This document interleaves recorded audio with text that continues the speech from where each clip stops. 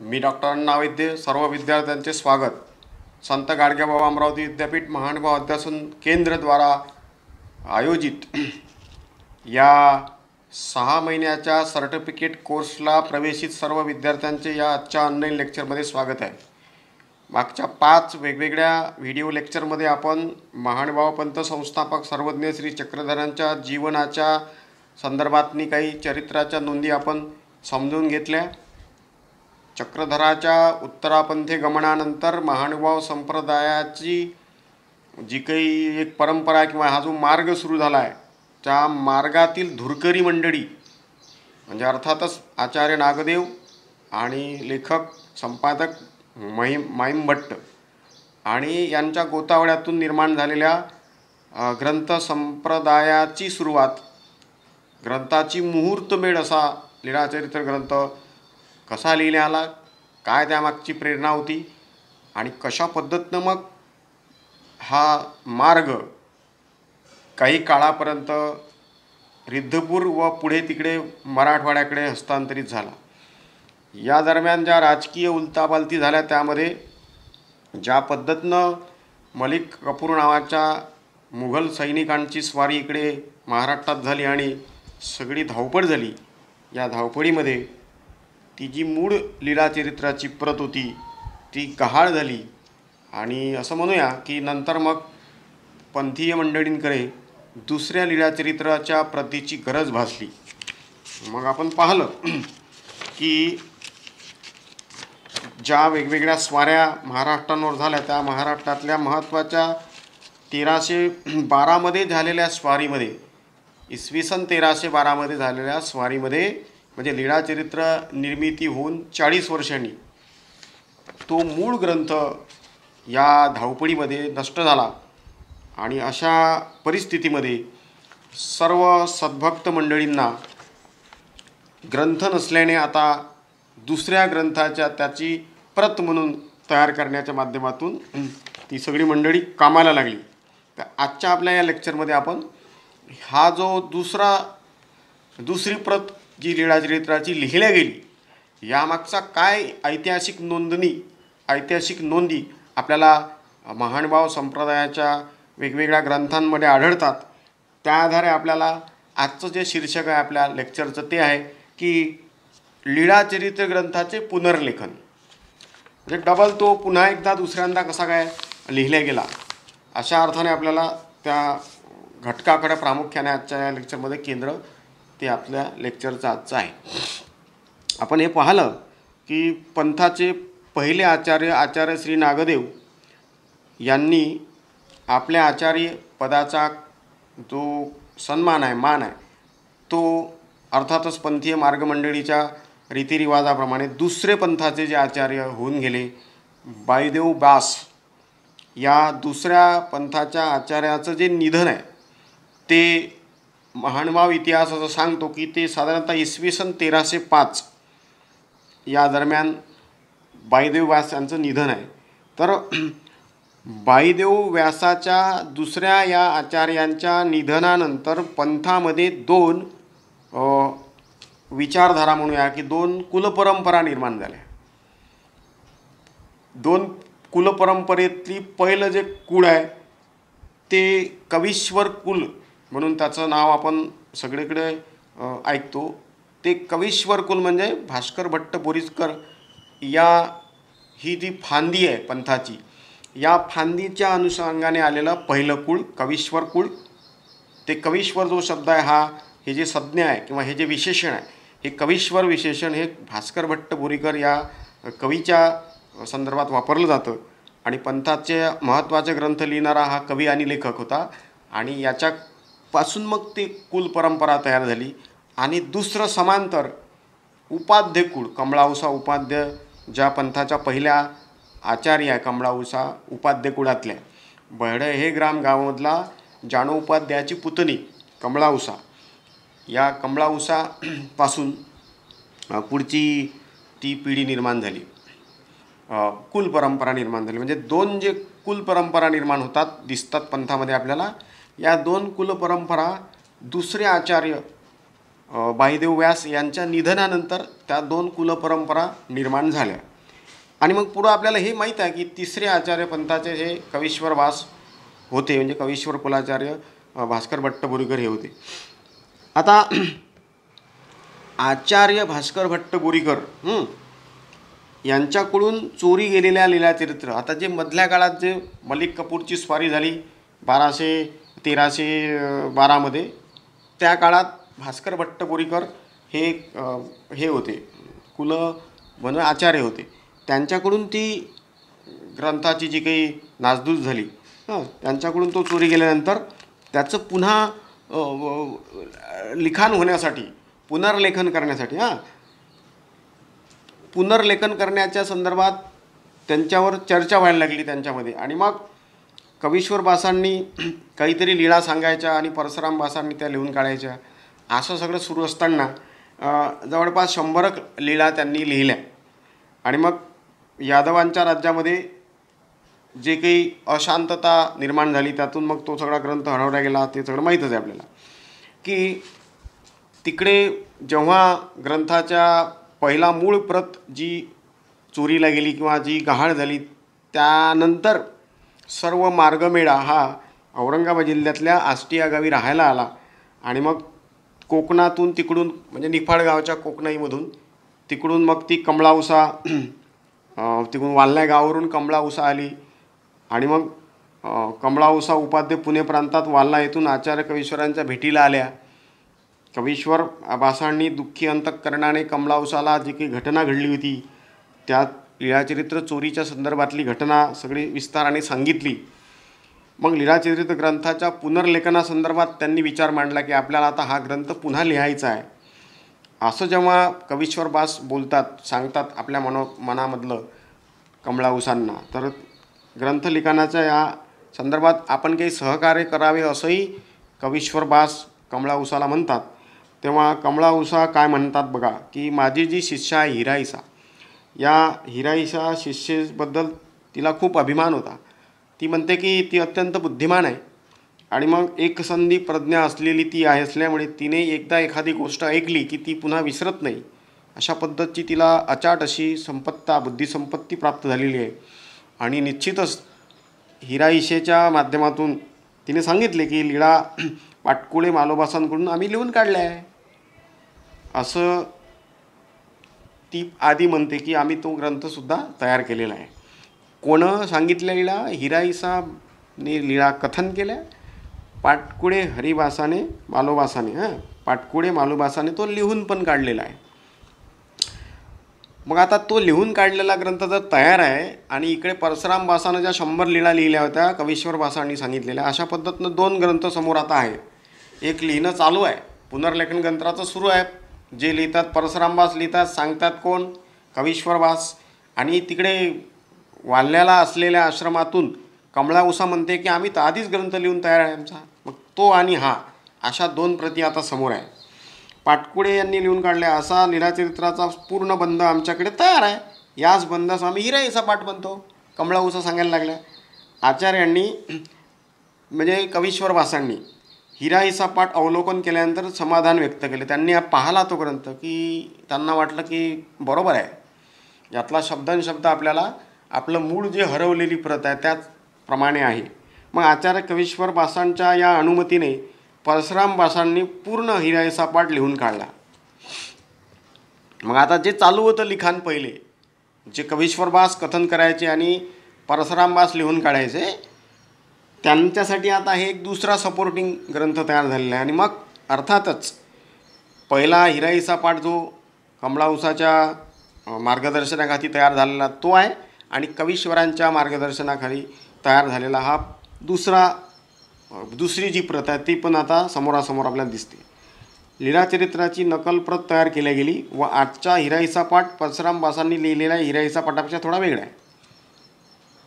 म्हणजे आता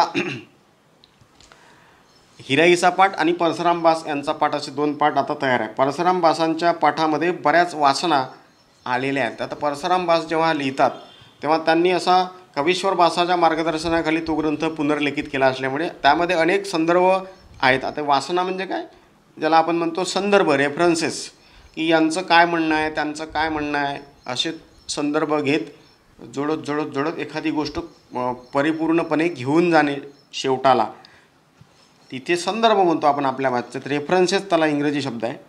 तर तिकडे त्या काळामध्ये महानुभाव लेखक मंडळींनी वासना शब्द वापरला आहे. एकी वासना म्हणजे यांच्या मते असं. काही शीर्षक नवीन त्यामध्ये परसराम बासांनी सुद्धा टाकलेली आहे. साधारणतः या पुनर्लेखनामध्ये आचार्यांनी 2 वर्ष लागली असावी. कवीश्वर बास यांना हा ग्रंथ पुन्हा लिहिण्यासाठी असं म्हणूया की 1212मध्ये ग्रंथ हरवला आणि 2 वर्षाच्या नंतर म्हणजे 1312मध्ये ग्रंथ हरवला गेला, नासधूस झाली, स्वारी आली होती आणि त्या मलिक कपूरच्या त्या सगळ्या स्वारीत तो नष्ट झाला आणि तिथून 2 वर्षांनी लगेच पुनर्लेखन झालं लीळाचरित्राचं. आणि 1314 साली असं म्हणता येईल आपल्याला, शके 1236मध्ये, शके आणि इसवी सन यामध्ये गोंधळ होऊ नये म्हणून आपण विशेषतः इसवी सन तुमच्यासमोर ठेवतो आहे. इसवी सन 1314मध्ये जो मूळ ग्रंथ माहीम भट्टाने इसवी सन 1278मध्ये लिहून पूर्ण केला होता, तो ग्रंथ 40 वर्षानंतर नष्ट झाल्यानंतर परत 2 वर्षांनी तो लिहिला गेला, पुनर्लेखन झालं त्या ग्रंथाचं.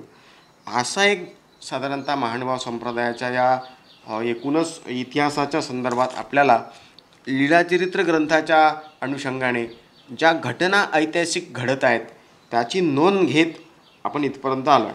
मग आता पुढे आपल्या असं लक्षात येते की कवीश्वर जे बास आहेत, ज्यांच्या मार्गदर्शनाखाली हा ग्रंथाचा जो स्क्रिप्ट म्हणूया आपण दुसऱ्यांदा लिहिल्या गेली, त्यांचं निधन, कवीश्वर बास यांचं निधन, भास्कर भट्ट बोरीकर यांचं निधन इसवी सन 1323मध्ये झालं आणि शके 1245मध्ये या कवीश्वर बासांचं निधन झालेलं दिसतं आपल्याला. मग त्याच वर्षी सर्वानुमते तो जो परसराम बास नावाचा त्यांचा शिष्य होता, कट्टर असा शिष्य, त्याच्याकडे अर्थात सर्वांनी मिळून आचार्याची धुरा सोपवली.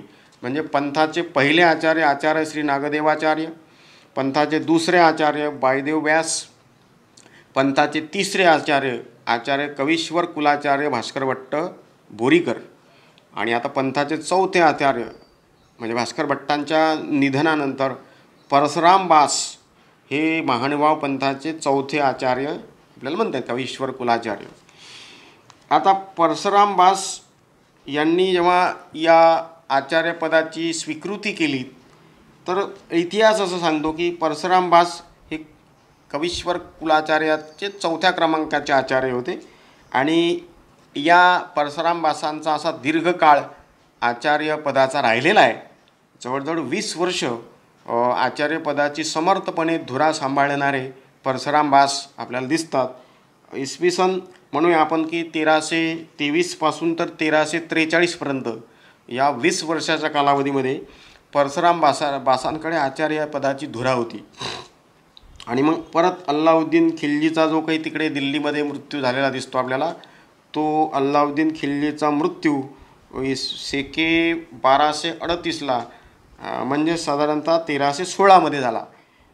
मधात जे 8-9 वर्ष गेलेले आहेत त्यामध्ये सगळा जो दिल्लीचा जो वारसा होता तो खिल्जी घराण्याकडे होता.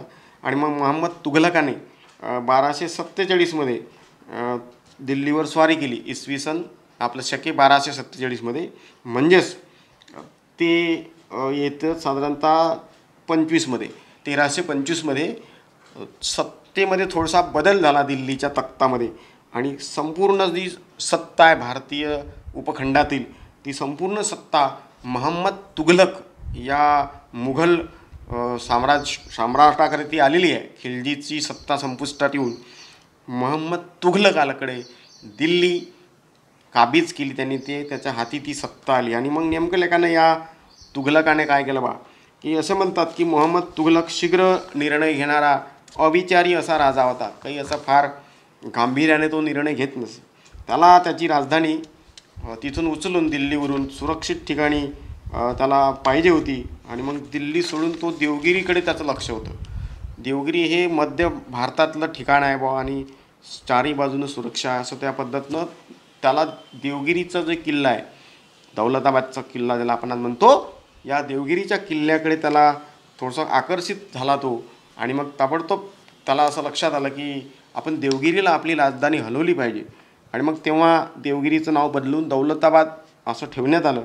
आता इसवी सन 1326मध्ये तुघलकाने त्याचे काही सेनापती इकडे पाठवले, काही सैन्य पाठवलं.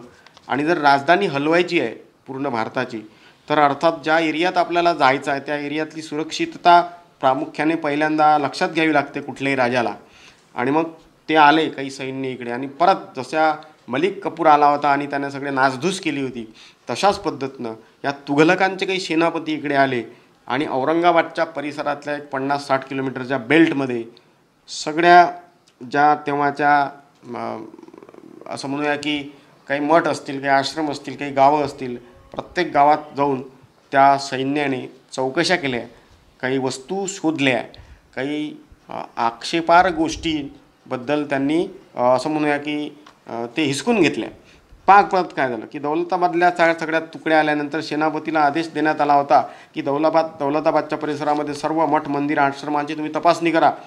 संशयास्पद जर काही वस्तू दिसतील तर त्या हस्तगत करा, जप्त करा. ज्या व्यक्तीबाबत तुम्हाला संशय येत असेल त्याला ताब्यात घ्या. मोहम्मद तुघलकांच्या सैनिकांनी मग दौलताबाद परिसरामधल्या सगळ्या मठ मंदिर आणि आश्रमांची तपासणी केली. आचार्य परशुराम भासांच्या आश्रमाचे सैनिक आले, त्यांनी सगळ्यांना बाहेर काढलं. आणि मग सगळ्या पुरुष मंडळांची तपासणी केल्यानंतर महिला मंडळींना बाहेर काढण्यात आलं. मग कुठल्याच पद्धतीनं आक्षेपार्ह वस्तू मिळाली नाही. पण शेवटी एका दीक्षित महिलेकडे बाहेर आल्यानंतर तिला बोलावण्यात आले. त्या महिलेचे नाव होते वाचासुंदर बोलाऊसा. मग आचार्य परशुराम भासाची ती कट्टर अशी शिष्या होती. तिच्याकडे एका कापडामध्ये ही जी लीळाचरित्राची जी प्रत आहे, जी परशुराम भासानं लिहिली होती, हिरईसा पाठाचा संदर्भ घेऊन ती प्रत हिच्यामध्ये गुंडाळली होती. कापडामध्ये एका कापडात लीळाचरित्राची प्रत आणि इतर काही वस्तू होत्या. विशेषतः त्या वस्तूमध्ये दाढेचा विषय होता गोविंद प्रभूंच्या. मग आचार्य परशुराम भासांनी आता त्या सैनिकांनी त्या वस्तू मागितल्या. काय आहे बा हे, तुम्ही आम्हाला द्या. आता ते अत्यंत मौल्यवान असं परमेश्वरीय वस्तू आणि एवढा सगळा पंथाचा ग्रंथ, ह्या 2 गोष्टी काही ती द्यायला तयार नव्हती. वाचासुंदर बोलाऊसेने वस्तू देण्यामध्ये नकार केला. आम्ही देणार नाही म्हणते. राजाचे सैनिक आहे, सेनापती आहे, त्यांचा आदेश आहे आणि ही म्हणते की देणार नाही. कणखर स्त्री, तिनं जे धाडस दाखवलं त्या ठिकाणी तिनं सैनिकाला ताब्यात घेतलं गेलं आणि सैनिकांनी तिला बिटकिन ढोरकिन नावाचं जे गाव आहे औरंगाबाद पैठणच्या मध्ये, तिथे त्यांचा तो टेंट होता, कॅम्प होता, तळ होता त्या सैन्यांचा. ढोरकिन गावाजवळ तिला मग उचलून घेऊन आले ते. चला, तुम्हाला आदेशाप्रमाणे आमच्या ताब्यात या, आम्ही म्हणून त्याबद्दल आता वागा. मग तिला ते घेऊन आली इकडे तळावर. तिला एका जेलमध्ये असल्यासारख्या ठिकाणी ठेवलं गेलं. नजरकैदेत ठेवण्यात आलं की ही काय करते याचं निरीक्षण केलं गेलं. 2-3 दिवस गेले. सुंदर बोलाईसा यांनी या तळावर 3 दिवस होती ती वाट पाहिली काही कोणी आपल्याला सोडवणुकीसाठी येईल. पण तिला काही कोणी सोडवायला वगैरे गेले नाही. तिला वाटत होते की आश्रमातील एखादा भिक्षुक किंवा कुठला तरी व्यक्ती येईल बा आणि आपली सुटका करेल. पण तसं झालं नाही. 4थ्या दिवशी तिने मग सरळ ती पोथी लीळाचरित्राची, त्या वस्तू आणि स्वतः अशा 3ही गोष्टी तिने समर्पित केल्या. म्हणजे अर्थात तिनं विहिरीमध्ये उडी टाकून स्वतःला असं म्हणूया की एक प्रकारे संपून टाकलं. 4थ्या दिवशी तिने आत्मसंरक्षणार्थ सैनिक तळ परिसरातील एका विहिरीत ग्रंथसंपदा व मौल्यवान अशा वस्तूसहित उडी घेऊन आत्मघात केला. अशा तऱ्हेने परशुराम भास पुनर्लिखित लीळाचरित्र नष्ट झाले. आता परशुराम भासानं जे लिहिलेलं होतं पुनर्लिखित असं लीळाचरित्र, जे कवीश्वर भास्कर भट्टपुरीकरांच्या गाईडलाईनखाली लिहिलं गेलं होतं, ते या बोलाईसा स्त्रीकडून अशा पद्धतीनं तेही नष्ट झालं. वरील प्रसंगात असे लक्षात येते की तिने जेव्हा एखादा भिक्षुक येईल आणि मला सोडवेल असं जरी म्हटलं असेल तर तिथं तिला अपेक्षित होतं की आचार्य परशुराम भास येतील आणि मला सोडतील बा. पण तसं झालं नाही. अर्थात आचार्य परशुराम भास कुठे गेले, काही इकडे तिकडे गेले असतील. पण एखाद्या प्रसंगातून एखाद्या व्यक्तीची शेवटली इच्छा असणे आणि एकूणच परिस्थिती तशी राजकीय जेव्हा उलथापालथी होती तेव्हा कोणत्याही माणसाला स्वतंत्रपणे स्वतःचा अधिकार राहत नाही. अशा या उलथापालथीमध्ये पंथावरच्या लीळाचरित्राच्या संदर्भातली ही दुसरी असं म्हणूया आपण घटना होती की ज्या घटनेमध्ये मूळ जी प्रत असते ती अशी पद्धतीने तिच्यावर वेगवेगळ्या प्रसंगातून नष्ट होण्याची वेळ येते. आता हिराईसा पाठाचा संदर्भ घेऊन परशुराम भासांनी जो पाठ तयार केला होता तोही या पद्धतीनं त्याला जलसमाधी मिळालेली आहे. अशा पद्धतीनं आजच्या या आपल्या लेक्चरमध्ये आपण 2 संदर्भ घेतले आहे की लीळाचरित्र ग्रंथ नष्ट झाल्यानंतर त्याच्या पुनर्लेखनासंदर्भात जी मदत झाली कमळा उसा यांच्या शिष्या हिऱ्या इसांची, त्या मदतीचा संदर्भ, आणि तिकडे मलिक कपूरच्या लढाईप्रमाणेच आपलं स्वारीप्रमाणे दुसरी जी स्वारी आली मोहम्मद तुघलकांची, जे सेनापती थ्रू सगळीकडे नासधूस झाली, त्या नासधुसीमध्ये या बिटकिन ढोरकिनच्या परिसरातल्या टेंटवर, कॅम्पवर ज्या बोलाईसांकडे हा परशुरामबास रचित लीळाचरित्र ग्रंथ होता पुनर्रचित, ती प्रतसुद्धा नष्ट झाली. आता पुढे काय होते हे आपण पुढच्या व्हिडिओ लेक्चरमध्ये त्याचा संदर्भ घेऊया. अशा पद्धतीनं लीळाचरित्र ग्रंथाच्या इतिहासाच्या संदर्भात आपल्याला काही नोंदी आढळतात. त्याचा फक्त आपण उहापोह करतो आहे, चर्चा करतो आहे. प्रसंगानुसार, घटनेक्रमानुसार आपण पुढं जाऊन कशा पद्धतीनं पंथाच्या ग्रंथांच्या निर्मितीच्या संदर्भातल्या ऐतिहासिक नोंदी आपल्यासमोर आहेत, त्या नोंदींचा उकल आपण करून घेत आहोत. एवढंच आपल्याला इथं आजच्या लेक्चरमध्ये सांगता येते. पुढच्या लेक्चरमध्ये आपण डॉक्टर व्ही बी कोलते यांनी संपादित केलेली जी लीळाचरित्राची जी प्रत आहे त्याबद्दल आपण बोलूया. आणि पुढे आणखी काही मग आपल्याला आज आपल्यासमोर जे लीळाचरित्र आहे, या लीळाचरित्राचे जे आद्य पाठ आहेत त्या पाठाबद्दलसुद्धा एक ओझरता आढावा आपण पुढच्या लेक्चरमध्ये घेऊया. आजच्या तासाला उपस्थित सर्व महानुभाव मंडळी, तसेच इतर शिष्य मंडळी आणि या सर्टिफिकेट कोर्सला प्रवेशित स्टुडंट्स आहे, या सर्वांचे आभार.